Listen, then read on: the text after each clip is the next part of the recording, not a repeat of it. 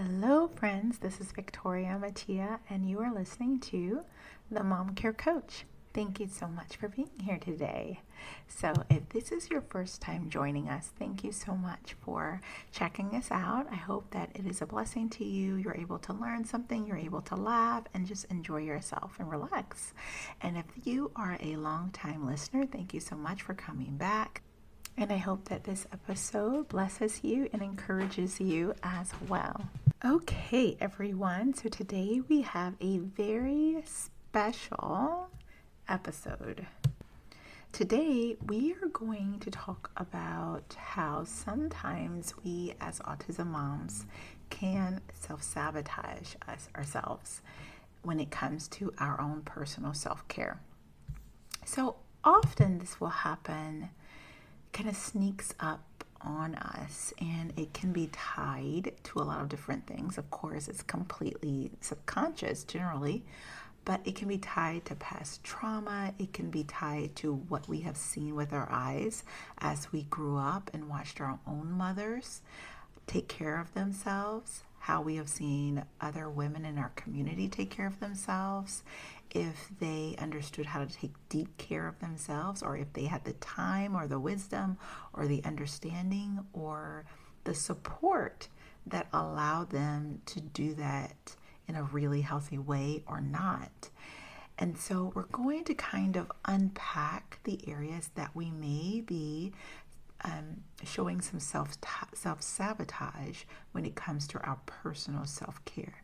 And we're going to do that by journaling. So I'm going to offer you some journaling prompts. You're actually going to do it as we are talking. So this is kind of fun.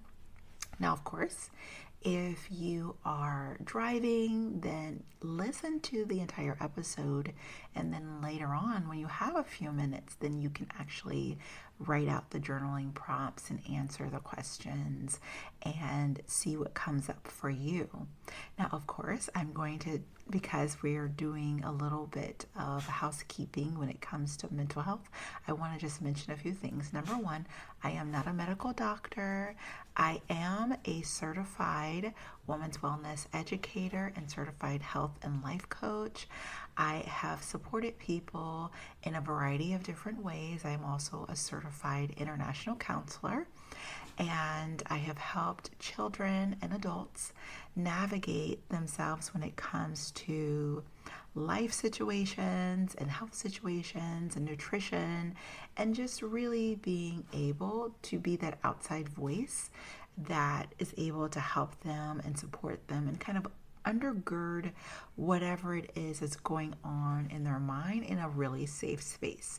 So that's kind of my background. And so I mention that because this is some really important things that we're going to be talking about, and it may bring up a variety of different feelings or emotions, and so that's okay. And so what we're wanting to do is just allow whatever to come up, and then we can kind of deal with it. Meaning, if this is something you're needing more support with, then yes, please feel free to email me. We can set up a time to do some coaching. Or if this is something you're wanting to just kind of have in the back of your mind of what you may be subconsciously feeling or what can be coming up for you when it comes to your personal self-care. Sometimes it's nice just to know, like, wow, I didn't realize I was thinking that, or having those beliefs and systems in my mind, so now I'm aware of it, then I can kind of unpack it and see where it came from and what that means and all of that inner work that we all must do. Okay, so let's get started. So what we're wanting to do today is have an understanding of what our feelings are and our emotions are when we think of our own personal self-care, okay? The reason why we want to do that is because anytime you start something new, it is normal and common for us to have, as human beings, to have resistance around starting something new. So, as you know, we have our 4 intentional needs, and these needs are the foundation of everything else. So those are sleep, mindset, movement, and nutrition. These needs what they do, this foundation, it tethers us to our overarching goals, and those are our pillars. So imagine if we, each human being, each mama, we are a house, and the foundation of the house, is very, very important. And that foundation is sleep, mindset, movement, and nutrition. And there are beams and pillars that connect that foundation to the rest of the house. So, are there other things a part of the house? Yes, there are. But in order to have a strong house, in order to have a strong mama, you have to have a strong foundation. So, if our foundation, our 4 intentional needs, is sleep, nutrition, mindset, and movement, then that is tethering us. Those pillars would be having a mindset. A strong mindset would give us a calm mind. Having an understanding of really good sleep hygiene, it will tether us to that pillar of having restorative rest. If we understand the importance of having movement in our life and it becomes a part of our daily being, our weekly interaction with how we move and how strong we are, then we have joyful movement. Okay? And then for that last one, we have nutrition. And that overarching goal, that pillar, is to have a nourished body. And it's very, very important to have a nourished body because without having these 4 intentional needs, if we are not feeling nourished when we eat, then it's not able to give us the strength and the energy that we need. Okay, so even though we know that these things are true, logically we understand that it's very important to have a calm mind and a nourished body and to have restorative rest and joyful movement in our lives. Now, if we understand that we want those overarching goals, what would make a person struggle with laying the foundation? Often it is self-sabotage. As I've said before, it's so many things that we have to do as autism moms. We are already overwhelmed, overworked, on high alert, hypervigilant. There's so many things going on for our children, and that spills over for our family. That can also spill over to working outside of the home for your employer. It can spill over to extended family. It can spill over to expectations that you have of yourself and for others when how they see you. It can spill over to people pleasing. There's so many areas that can impact how we show up for ourselves. The difference is often when it comes to being an autism mom. With neurotypical families, there are milestones that are hit at certain intervals. And when a child is a toddler, a neurotypical toddler, that family knows, okay, for the next couple of years, it's going to be a particular way. There's so many books that are written. They have expectations and understanding of how things will go. However, when a child has a disability such as autism, and everybody is different, there's a level 1, level 2, level 3, also how that works in that little person's body and how it is demonstrated in that family life is all different. However, the understanding of being a mother for almost all ethnic groups and countries and wherever you go around the world, a mom will give of herself. She will give in a variety of different ways for herself and her family. When a mother is also an autism mom, the defined boundaries of how the expectations are for the developing children and how it is presented in a household can be different when there's disabilities. With autism, there is a spectrum, and it can be different one day to the next. There isn't a clear defined trajectory. of from diagnosis to when different milestones are hit. So what that can do is that certain milestones that may be hit in a neurotypical child at ages 2, 5, 10, 12 that are standard, it may not be standard for that child on the autism spectrum. They may speak at 5, they may speak at 10, they may speak at 25. No one knows. And when there's not a clear-cut trajectory, then there's a lot of extra things that we have to do for a longer time period. For instance, if it is common for a child to start to sleep through the night, if they are a neurotypical child, let's just say, and I have not looked that stat up, but let's just say it's common for a child to start sleeping through the night at 4 or 5.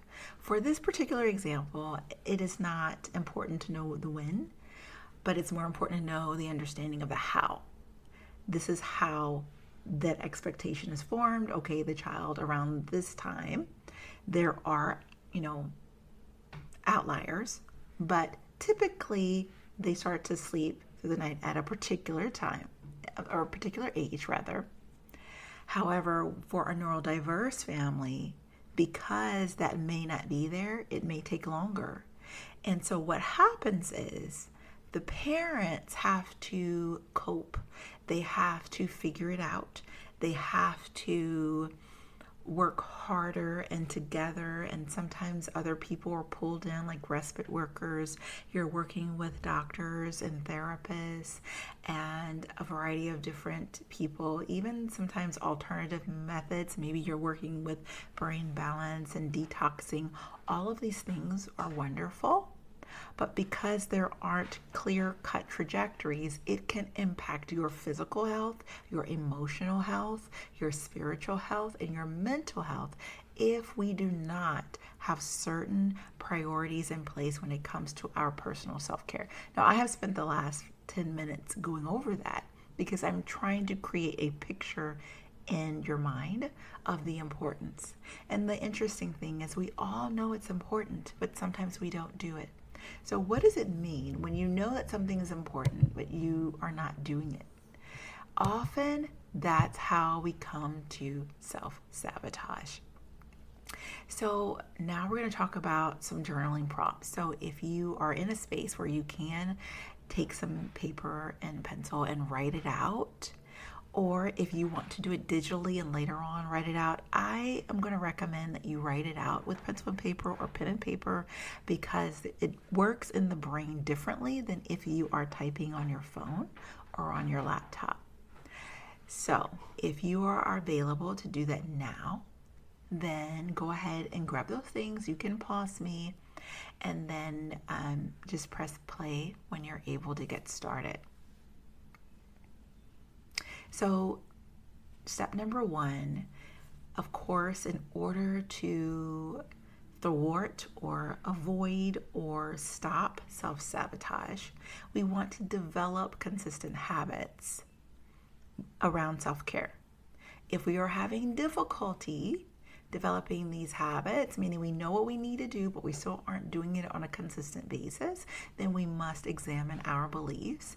And that's where we need to ask ourselves certain questions. So that first question we want to journal about is if we feel that we are truly worthy and deserving of proper self-care. So I have a true difficulty with the word worthy.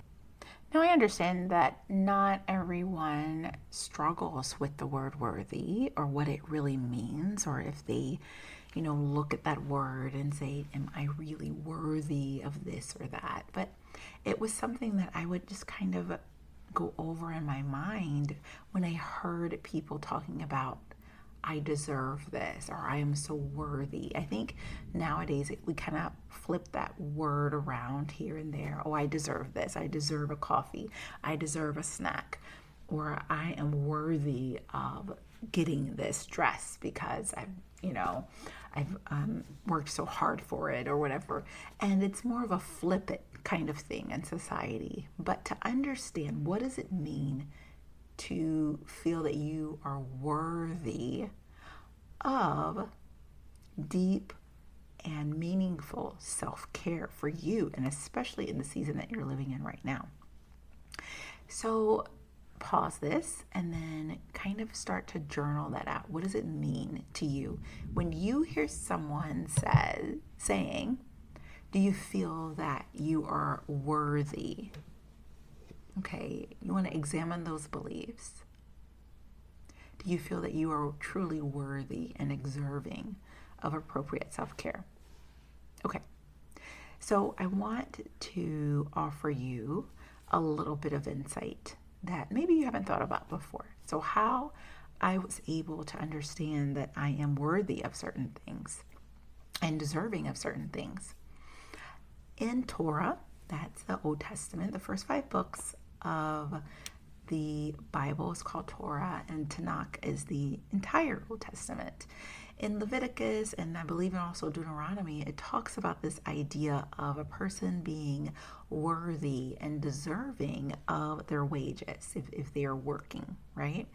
And so it even kind of reiterates that in the New Testament. And one verse, I believe, is 1 Timothy 5:17 and 5:18. It kind of talks about that idea of a person is worthy of their wages. They're worthy and deserving of payment. So if I take that, and this is what really helped me when I thought about, okay, am I worthy and deserving of self-care? Do I deserve that? And the answer is yes. Okay, so if you're looking at it and unpacking it this way, for me, if I am working on my self-care, working on how to make my self-care consistent, how to support my body and my brain, how to help myself have the energy and the strength that I need, and I am consistently doing that, I am worthy and deserving of the payment of being able to support myself in a truly meaningful way, to really help myself, so that I can have that calm mind. I'm working, right? I'm working. So if I am working, then I do deserve to have these things.